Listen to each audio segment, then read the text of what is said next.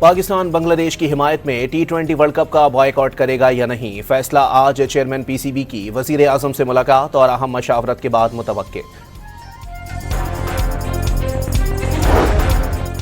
World cup کا boycott ہو یا نہ ہو، قومی ٹیم کی تیاریاں مکمل، سلیکٹر عاقب جاوید نے سلمان علی آقا کی قیادت میں اسکواڈ کا اعلان کر دیا۔ بھارت میں شیخ حسینہ واجد کی نفرت انگیز تقریر پر بنگلہ دیش کا اظہار برہمی، دہلی پریس کلب میں مفرور وزیر اعظم کو خطاب کا موقع دینا بدامنی پھیلانے کی سازش ہے، بنگلہ دیشی وزارت خارجہ کا رد عمل۔ وزیر خارجہ اسحاق ڈار کا بنگلہ دیشی مشیر خارجہ توحید حسین سے ٹیلی فونک رابطہ، مشترکہ مفادات کے فروغ اور تعاون کی اہمیت پر زور۔ اسحاق ڈار اور قطری وزیر مملکت محمد بن عبدالعزیز کا بھی رابطہ، مختلف شعبوں میں تعاون مزید مضبوط بنانے پر اتفاق۔ کراچی میں آگ سے متاثرہ گل پلازہ میں ریسکیو آپریشن 9 روز بعد تقریباً مکمل، ریسکیو اہلکاروں نے 73 افراد کی لاشیں اور باقیات نکال کر اسپتال منتقل کی، 30 لاشوں کی شناخت مکمل، ڈیٹا معاوضوں کے لیے حکومت کو ارسال کر دیا گیا، کھنڈر بنے پلازہ کا ملبہ اٹھانے کا کام جاری رہے گا۔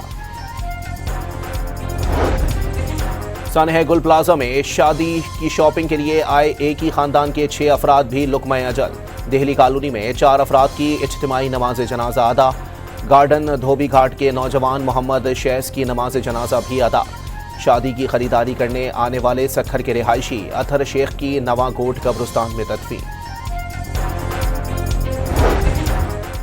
گل پلازہ کی لیز سے متعلق الزامات فاروق ستار نے خود کو تحقیقات کے لیے پیش کر دیا، عبدالستار اغوانی، نعمت اللہ خان اور ان کے خلاف الزامات سانحے سے توجہ ہٹانے کی کوشش قرار دے دی۔ سندھ بھر میں فائر آڈٹ کے لیے 2368 عمارتوں کی نشاندہی، وزیر اعلیٰ سندھ نے تعمیل کے لیے مرحلہ وار ٹائم لائن کی منظوری دے دی۔ پنجگور میں سیکیورٹی فورسز کی کارروائی، فتنۃ الہندوستان کے 3 دہشت گرد ہلاک۔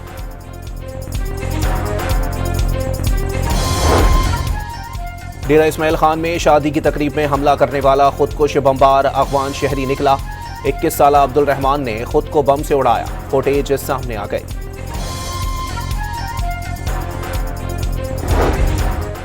حکومت نے وادی تیراہ کو فوجی احکامات پر خالی کرانے کی خبروں کی تردید کر دی، وفاقی وزیر اطلاعات نے دعوے بے بنیاد، بدنیتی پر مبنی اور مخصوص مقاصد کے لیے قرار دے دیے۔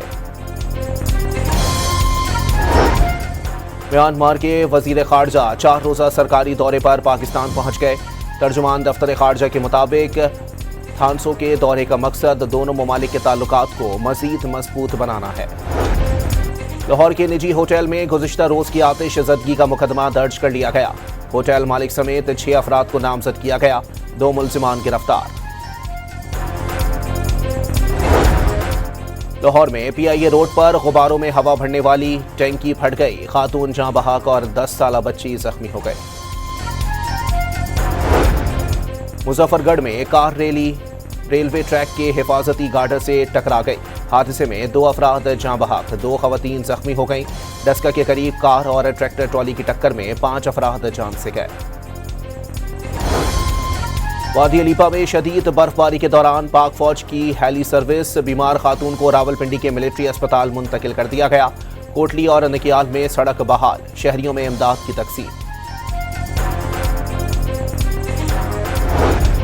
کراچی کے علاقے قائد آباد میں شادی کی تقریب میں فائرنگ، 1 شخص جاں بحق اور 2 زخمی ہو گئے، پولیس نے ملزم کو گرفتار کر لیا۔ سانگھڑ میں لڑکی سے مبینہ زیادتی کے کیس کی تحقیقات کے لیے اعلیٰ سطح کی کمیٹی قائم کر دی گئی، ڈی آئی جی میرپور خاص چیئرمین مقرر۔ آزاد کشمیر کے نواحی علاقے پکھڑال میں زمین کے تنازع پر فائرنگ سے 3 افراد جاں بحق، 4 زخمی، پولیس کا ملزمان کو گرفتار کرنے کا دعویٰ۔ فیصل آباد میں جڑاوالا روڈ کے قریب شیر نے وائلڈ لائف ٹیم پر حملہ کر دیا، 1 اہلکار تشویشناک حالت میں اسپتال منتقل۔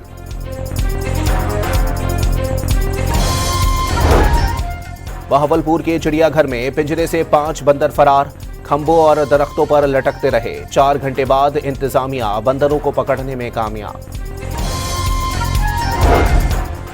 امریکہ نے وینیزویلا کے بعد کیوبا میں بھی رجیم چینج کی کوششیں تیز کر دیں۔